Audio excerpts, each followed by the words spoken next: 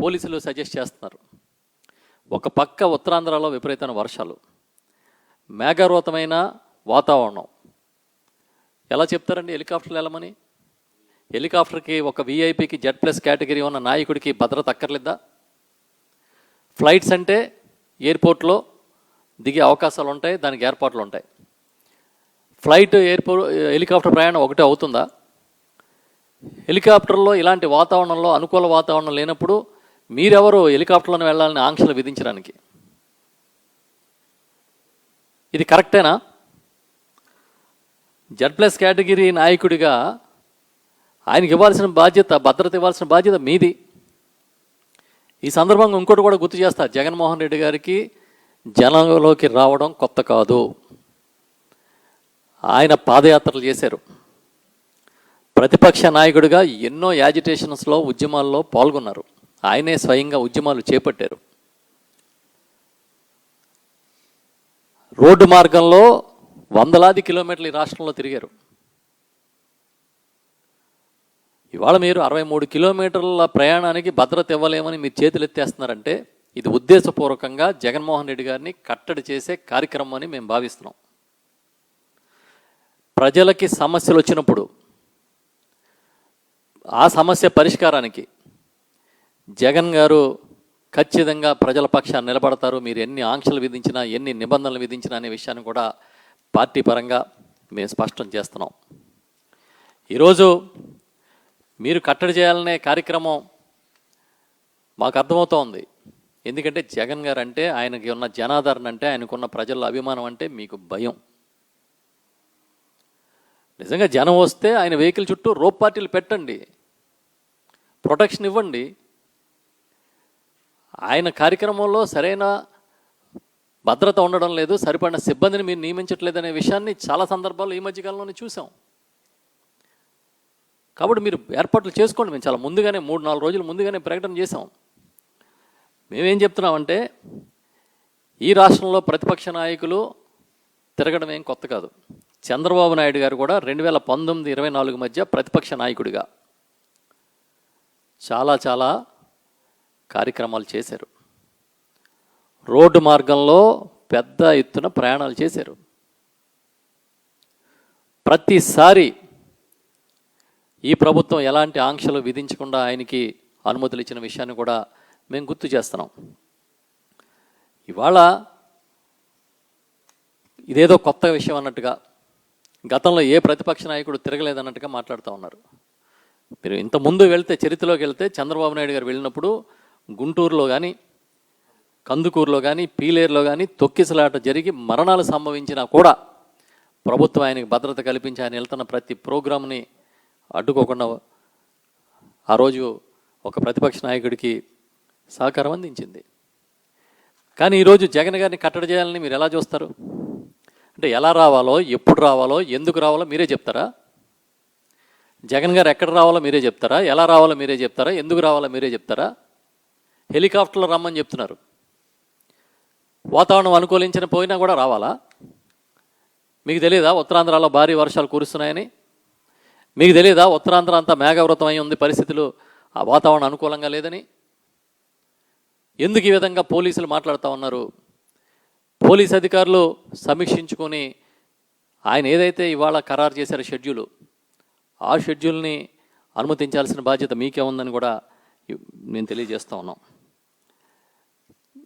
ఇంకొకటి కూడా స్పష్టంగా చెప్తున్నాం, ఆయన ఎక్కడా కూడా మైకులు పెట్టి మాట్లాడే ప్రోగ్రాము లేదు. నేరుగా మెడికల్ కాలేజీకి వెళ్తారు. మెడికల్ కాలేజీ చూసిన తర్వాత అక్కడ ప్రెస్ మీట్లో మాట్లాడతారు, అక్కడ మీడియా మీట్లో మాట్లాడతారు. దారిలో ఎక్కడైనా ప్రజా సంబంధమైన అంశాలకు సంబంధించి ఎవరైనా రిప్రజెంటేషన్లు ఇస్తే తీసుకుంటారు. చాలా క్లియర్గా చెప్తున్నాం. ఇవాళ ఈ రాష్ట్రంలో జగన్మోహన్ రెడ్డి గారికి ఉన్న జనాదరణ ఇంక ఏ రాజకీయ నాయకుడికి లేదు. వస్తారు ఆయన చూడడానికి, ఆయనకి వేలాది మందిగా అభిమానులు రావచ్చు. దాన్ని ఒక నాయకుడికి గతంలో ఎలా వస్తున్నారు జనం అనేది చూసుకుని దాన్ని బట్టి మీరు చేసుకోవాలి ఏర్పాట్లు. జెడ్ కేటగిరీలో ఉన్న Z+ కేటగిరీలో ఉన్న నాయకుడికి మేము భద్రత కల్పించలేమని చెప్పి చేతులు తెడవేంటి పోలీస్ శాఖ? దీనికి సమాధానం చెప్పాలి. మళ్ళీ చెప్తున్నాం, మెడికల్ కాలేజ్ దగ్గర ఉన్న గేటు దగ్గర ప్రెస్ మీట్ తప్ప ఆ బిల్డింగ్ దగ్గర కూడా వెళ్ళొద్దని అనుకుంటున్నారు ఆయన. ఎందుకంటే మళ్ళీ గవ్వుకున్న జనం అంతా ఏదైనా బిల్డింగ్స్ మీదకి అది వెళ్తే ఇబ్బంది అవుతుందని. దానికి ఆంక్షలేనా? గేట్ దగ్గర అది చూసి ఆ గేట్ దగ్గర ప్రెస్ మీట్ పెడితే దానికి ఆంక్షలేనా? మేము అడుగుతా ఉన్నాం, మీరు చేస్తున్నది పచ్చి దగ. ఈ రాష్ట్ర ప్రభుత్వంగా మీరు ఉంటూ ఈ రాష్ట్ర ప్రజలకి మీరు చేస్తున్నది పచ్చి దగ, అవునా కాదా అని అడుగుతున్నాం. ప్రభుత్వం వనరులు సమకూర్చి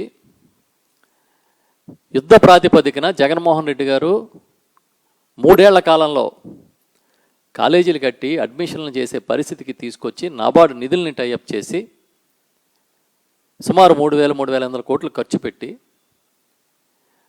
చాలా వరకు ఆ ప్రాజెక్ట్స్ అన్ని కంప్లీట్ చేసే దశకి టైఅప్ చేసి పెడితే దాన్ని మేము చేయలేకపోతున్నామని ప్రైవేట్ వాళ్ళకి తీసుకొచ్చి మీరు పంచుతూ ఉంటే పప్పు బేలాలు పంచినట్టు ఈ రాష్ట్ర ప్రతిపక్షంగా బాధ్యత కలిగిన నాయకుడిగా పార్టీగా ప్రశ్నించకుండా ఉంటామా అని అడుగుతున్నాం మేము.